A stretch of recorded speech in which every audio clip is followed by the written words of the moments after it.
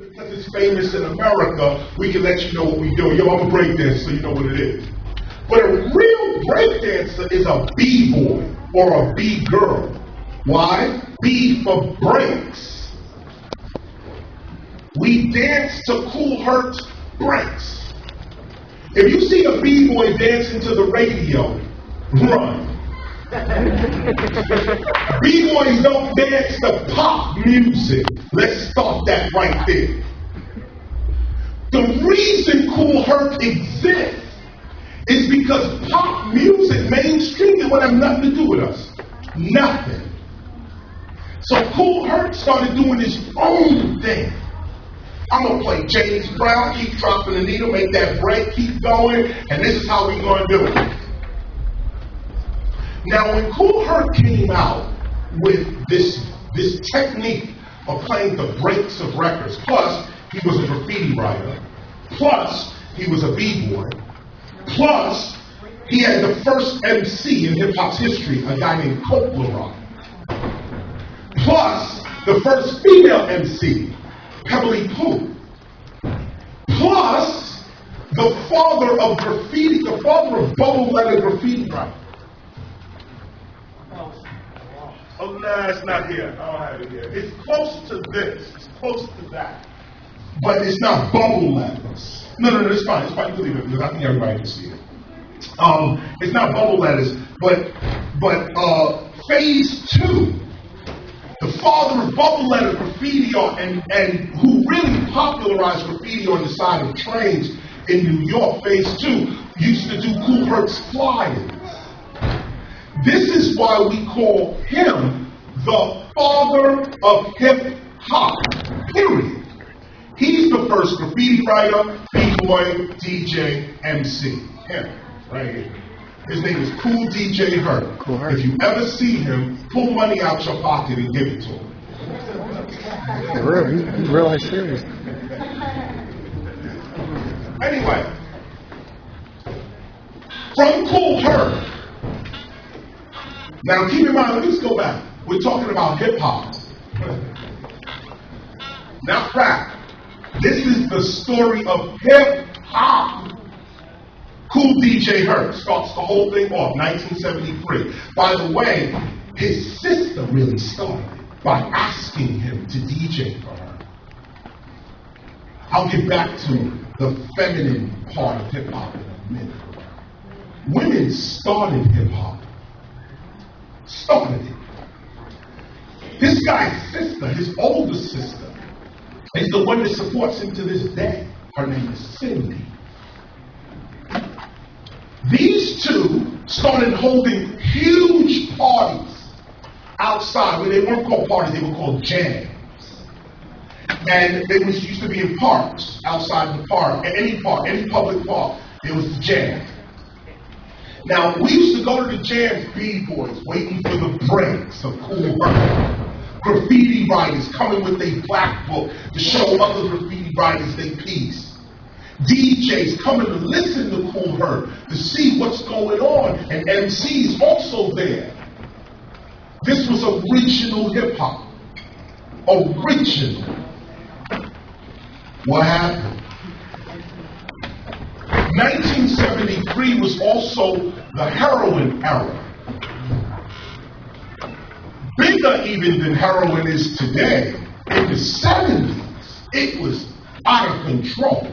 The Vietnam War was bubbling. It was okay. Nixon was president. The scandals in government and social institutions was just rife. Like you couldn't go anywhere. You got to imagine this. You guys don't live this way right now. In 1973, in the United States of America, the government was at war with its citizens. Stop here. Take this in. If you don't understand this, you won't understand hip hop. When a government is at war with its own people, I'm not talking about 60s civil rights. That was a battle, and we won. But there was another battle that was even raging while civil rights was raging, there was another war in the United States that never got resolved, and that was the Civil War. You may know the Civil War by being the war that freed the slaves. It was a war against slavery. That's a lie. Of course there were elements of that in the Civil War. Of course there was. But the reason the war was fought was not over slavery. The war was fought basically to see who's going to run the resources of this nation, period. Ideology was, oh, we're a slave state, oh, we're not. But the point is, am I going to be governed by man, or am I going to be governed by God?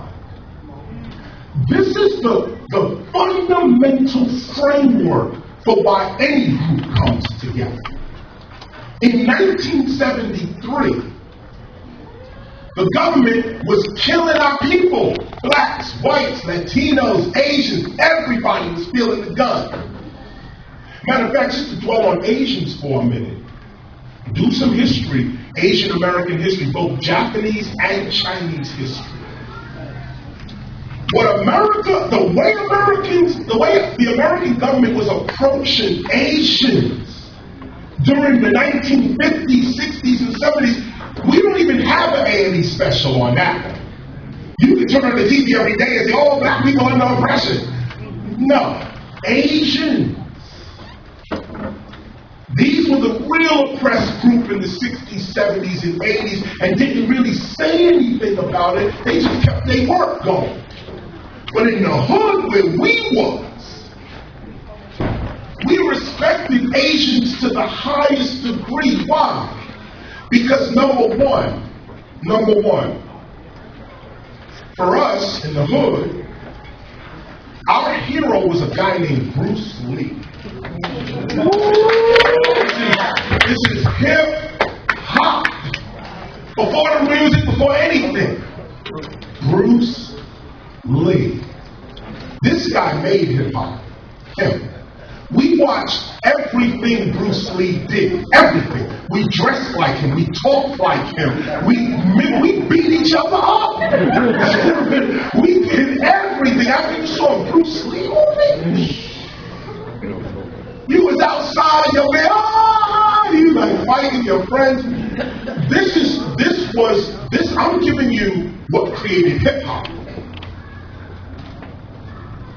Look up Bruce Lee and look up what his life was about. When you look at Bruce Lee, see, we knew in the hood what Bruce Lee was about. We would hear it, but it wasn't on television.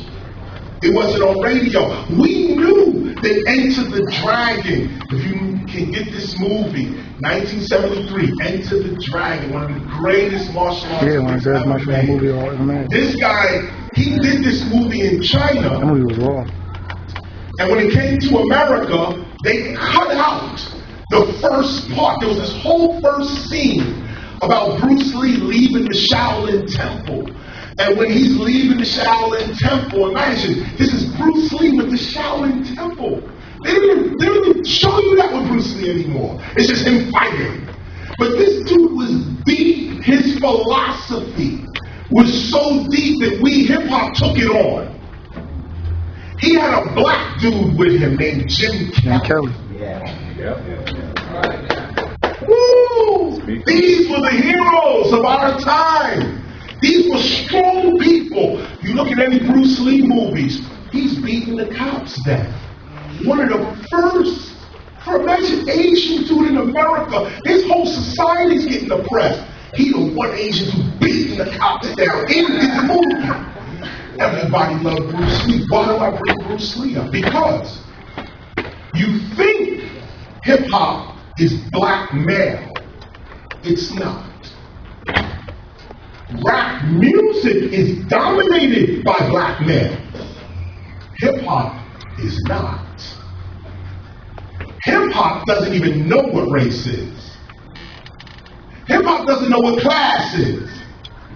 Hip-hop doesn't know what religion is. Hip-hop doesn't know all that. All hip-hop knows is Yo, spit your rum.